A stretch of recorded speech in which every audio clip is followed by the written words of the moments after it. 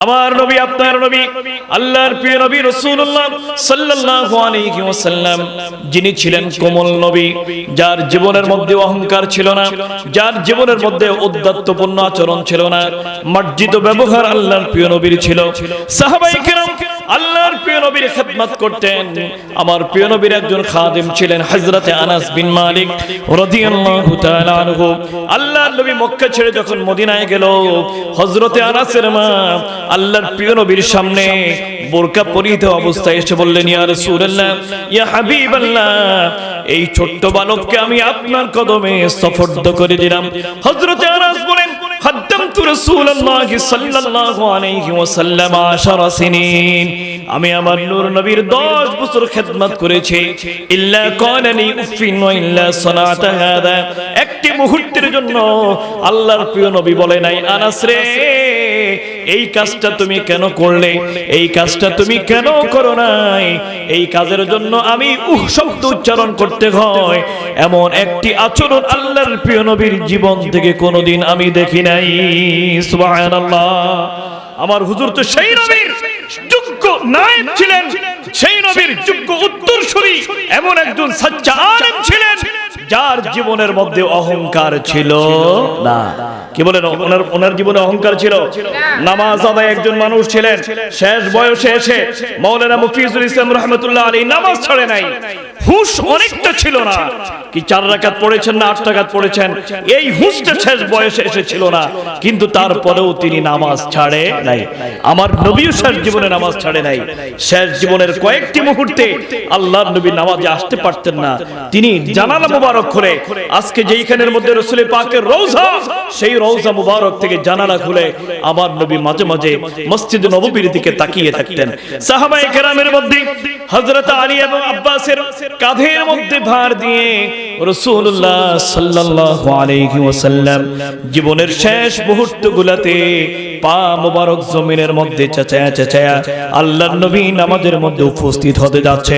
এমন সময় সিদ্দিক আকবর রাদিয়াল্লাহু তাআলা আনহু মসজিদ নববীর মধ্যে আল্লাহর প্রিয় নবী মসজিদ নববীর মধ্যে আগমন করছে, এই আওয়াজ পেয়ে হযরতে আবু বকর ইমামের জায়গা থেকে চলে আসতে চাইলেন। আমার নবী ইশারা করলো, আবু বকর, তুমি ইমামের জায়গা থেকে আসবার কোনো দরকার নাই। সুবহানাল্লাহ। নবী পিছনে মসজিদে ঢুকছে, সিদ্দিক আকবরের কলবে আওয়াজ চলে আসছে, কলবের রাডার ধরে অন্তরের মধ্যে খবর চলে আসছে যে আমার নূর নবীর পা মুবারকের আওয়াজ আমার কাছে বেশি উঠতেছে। জোরে বলি সুবহানাল্লাহ। নামাজের নিয়ত বেঁধেছেন আল্লাহর জন্য, নবী ঢুকছেন মসজিদ নববীতে, সিদ্দিক আকবর আল্লাহর পেয়ারা হাবিবুল্লাহর ধ্যান করলেন, রাসূল পাকের সেই চিন্তা তার কলবের মধ্যে আসছে, কিন্তু তার নামাজের কোনো ক্ষতি হয় নাই। সুবহানাল্লাহ। আর আমাদের দেশের এক শ্রেণীর আলেম তারা বলে যে নামাজের ভিতরে গরু গাধার ধ্যানের থেকে রাসূল পাকের ধ্যান করা আরো অনেক খারাপের কাজ। যারা বলেন নাউজুবিল্লাহ। হযরতে আবু বকর সিদ্দিক নামাজের জায়গা থেকে সরে গেলেন। আরেক riwayতের মধ্যে এসেছে সাহাবায়ে কেরাম রাসূল পাক মসজিদ নববীর মধ্যে ঢুকলেন, রাসূল পাক হযরত আবু বকরকে ওই জায়গা থেকে ইশারা করলেন সরবেন না। সাহাবায়ে কেরাম নামাজের মধ্যে হাতের তালু দিয়া বুঝাচ্ছেন, আবু বকর তুমি সরে যাও, আমার প্রিয় নবী তোমার পিছনে আসছে। নামাজের মধ্যে হাতের তালু দিয়া আওয়াজ হলো, শব্দ হলো, তারপরও সাহাবায়ে কেরামের নামাজের কোনো বিচ্যুতি হয় নাই। চিৎকার দিয়ে বলি সুবহানাল্লাহ। নামাজের মধ্যে আমাদের নবী আছে কি নাই? নামাজের নিয়ত বাঁধতেছি কার জন্য? আল্লাহর জন্য। আল্লাহু আকবার। সেই নামাজের মধ্যে বলি আল্লাহুম্মা সাল্লি আলা মুহাম্মদ ওয়া আলা আলি মুহাম্মদ কামা সাল্লাইতা আলা ইব্রাহিম ওয়া আলা আলি ইব্রাহিম ইন্নাকা হামিদুম মাজিদ। নবীর সালাম নামাজে আছে? যারা বলুন নবীর সালাম নামাজে আছে। নবীর সালাম নামাজে আছে, নামাজের বাহিরে আছে, পৃথিবীর সব জায়গায় যেখানে আল্লাহর জিকির হয় সেখানে আমার নবী পাকের জিকির সমুন্নত করে দিয়েছেন কে? আল্লাহ। আর যারা বলুন না কে দিয়েছে? আজকে দেখবেন এক শ্রেণীর আলেম ওলামা মুহররম মাস আসলে পাগল হয়ে যায়, মুহররম মাস আসলে মাথা গরম হয়ে যায়, কয় আশুরা বলতে কিছুই নাই, সাহাবায়ে কেরামের সমালোচনা ইত্যাদি ইত্যাদি করতে থাকে। কিভাবে ইয়াজিদকে বড় আলেম বানানো যায়, 100 নফল রাকাত পড়েছেন, করেছেন, হাজারবার তিনি কোরআন খতম দিয়েছেন, রাত্রিবেলায় তাহাজ্জুদ পড়েছেন। ইয়াজিদের প্রশংসা করা যায়, কিন্তু ইমাম হুসাইনের প্রশংসা তাদের জেহেনে শোনা যায় না। কথা বলেন ঠিক না ঠিক?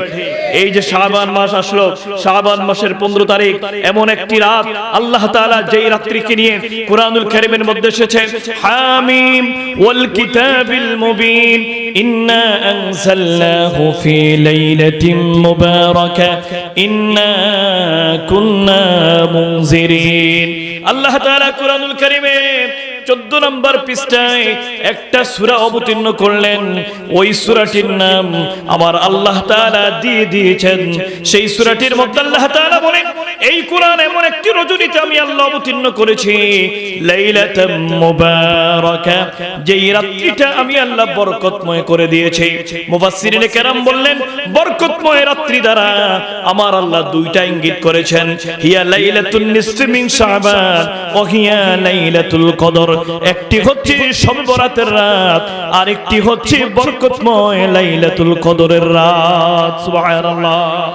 আল্লামা মফিজুল ইসলাম রাহমাতুল্লাহ আলাইহি তিনি কি শবে বরাত মানতেন কি মানতেন না? যারা বলেন না মানতেন কি মানতেন না? 13 জনের অধিক সাহাবী সহিহ সনদের মাধ্যমে সিয়া সিত্তার কয়েকটি কিতাবে শবে বরাত নিয়া, লাইলাতুন নিসফি মিন শাবান নিয়া আমার রাসূল পাকের সহিহ হাদিস রয়েছে। চিৎকার দিয়ে বলি সুবহানাল্লাহ। আমাদের দেশের এক আলেম জেলে যাওয়ার আগে বলেছে শবে বরাত নাই, জেল থেকে এসে বলে, হ্যাঁ আমি জেলের মধ্যে কিতাব অধ্যয়ন করে শবে বরাতের হাদিস আমি পেয়েছি। যারা বলে আলহামদুলিল্লাহ।